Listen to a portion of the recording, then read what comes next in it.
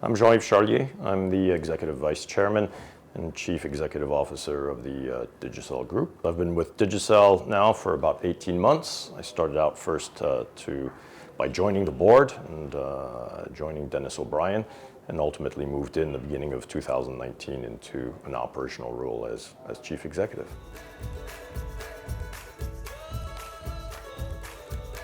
As you know, many telecommunication companies have gone ex-growth for a number of years or languished in terms of virtually no growth. We've had a difficult transition between voice to data. Our real strategic imperative is returning to growth. Now, we've achieved that during the course of calendar year 2019 in terms of constant currency.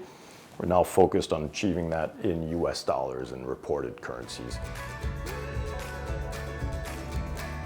And I visit one or two markets every other week. So I'm sort of 1 week in the corporate office, 1 week on the road.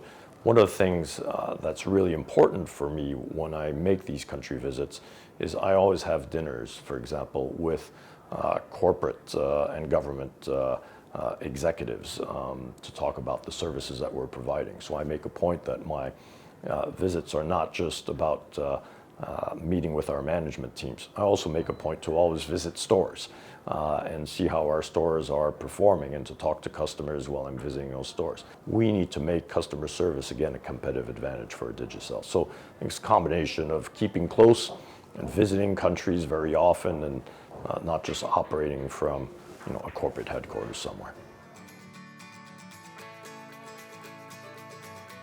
What surprised me the most is the impact that Digicel has had on these markets. It's been overwhelming because in many ways Digicel started greenfield, was never the incumbent in these marketplaces. And it's one of the few companies that's been able to enter in the telecom market and go from number 2 and number 3 to the number 1 position. Right? It's a unique piece of the DNA of this company. You look at it from the outside and you see the success, and but it's one thing living it from the inside of how the company's gone from an entry into Jamaica some 12 plus years ago to today operating in 31 markets, where generally we're the number 1 player in those markets.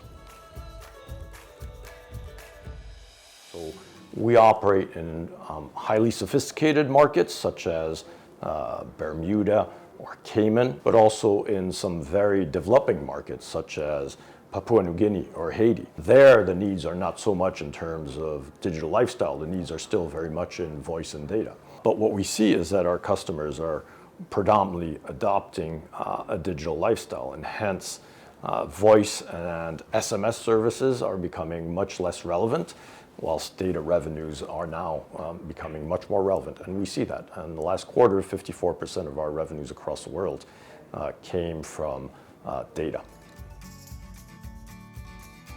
Yeah, the driver of data usage across our networks is, on one side, social media. That's a massive driver. Entertainment, right, with channels such as YouTube. Obviously, messaging, as we see this transition from voice to data. The bulk of the traffic on the network is really around these 3 key areas. So we see really some interesting prospects in a number of our very emerging markets where we operate, and the same is to be said in Haiti to a certain extent. So there, it's not so much about how do we bring 4G to the 10 million or so inhabitants in Papua New Guinea, but it's much more how do we roll out networks to provide basic voice and SMS services. In the 31 markets where we operate today, 90% of our customers are prepaid customers. That is a trend that's going to remain, I think, pretty consistent, although we see postpaid customer base increasing. I think the bulk of our business will remain for quite some time a prepaid business. So consolidation is fundamentally important for the industry. It serves, I think, in providing for better infrastructure in the medium to long term for governments and consumers, and potentially offers better returns, obviously, for those that have been able to consolidate. So it's a very, very critical, I think, topic for the industry. But there's got to be regulatory movement, and I hope what's happened in the United States will signal for the industry that it's time to be able to proceed with further consolidation. Well, for us at Digicel, the 5G conversation is just not on the agenda today, pure and simple, because we're still rolling out 4G networks. Roughly 20 to 25% of our base uses today a 4G service. So we still have 75% of the base to go before we should fundamentally think about the next type of service. It's about how are they able to charge their phones at the end of the day to get to basic voice and SMS services. They're fundamentally not thinking about the next generation of telecom internet speeds. I think the 5G conversation is first and foremost a conversation that's been promoted by the equipment manufacturers, right? Because it made sense, obviously, to renew the technology to get the whole industry to upgrade to the next big thing. So do most of the consumers today around the world need faster speeds? Probably not, ultimately. So I think that 5G will really come together for the industry, not just as a faster service, but fundamentally when we'll see new applications really come about. Well, it means more devices obviously connected to our networks, and that's a very significant opportunity. The real question for the industry is, again, where does the value creation reside? Is it with the providers of the technology itself, or is it really within the industry?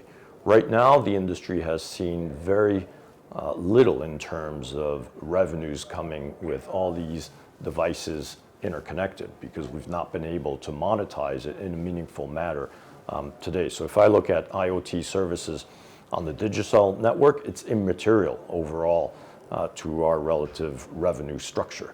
So huge opportunity, right? But the question will be whether or not the industry can monetize on that opportunity, or it's fundamentally a service for consumers, and the value creation sits with Silicon Valley and other tech companies that are providing these products. Generally, I think big data is much more relevant for the industry, right? And the simple focus that we need to have is to be able to personalize our services. The industry was very much, over the last 20 years, focused on mass marketing, right? We'd push an SMS message out to consumers. In this day and age, that's no longer relevant, okay? We need to be able to personalize every one of the services that we offer to our customers, make it relevant. How do we move away from communicating to the masses to absolutely personalizing? And the industry has more data than most internet companies, right? And most app companies. The question for us is, how do we extract that data? How do we recruit the right talent to, find the right algorithms that are meaningful for our customers, so that we can, at the end of the day, offer a much better service than we're offering today. I think the big game changer for the industry has to be to innovate once again. That's where the industry is either going to become, a dumb pipe and a utility for consumers and businesses around the world, or whether it can become relevant once again. And innovation has to be the name of the game. And fundamentally, the industry has not innovated. The industry has to innovate much more at the core of the industry, not at the manufacturer level. And I think that's the big agenda item for us.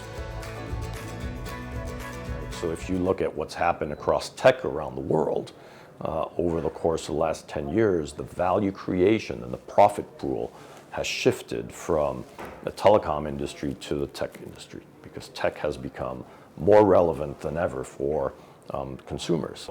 I think the industry has a lot to learn from what tech companies have been able to do. And whether that's competing directly against some of these tech giants, or whether it's partnering with them to create more valuable services for our customers, I think that's a real industry question.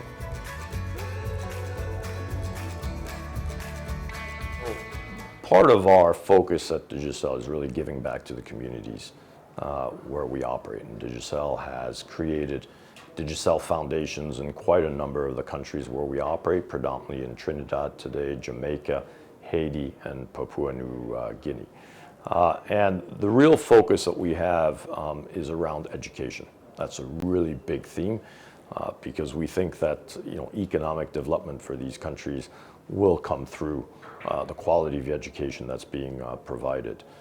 So in Haiti today, we operate over 150 schools every day. In Papua New Guinea, we've built more schools than the government has built over the course of the last 3 years. So it's a very significant budget that we provide for these foundations. They operate independently, so they're not just a CSR corporate group. And it's a very, very important element of our whole strategy, is being able to give back in a meaningful manner to the communities in which we operate.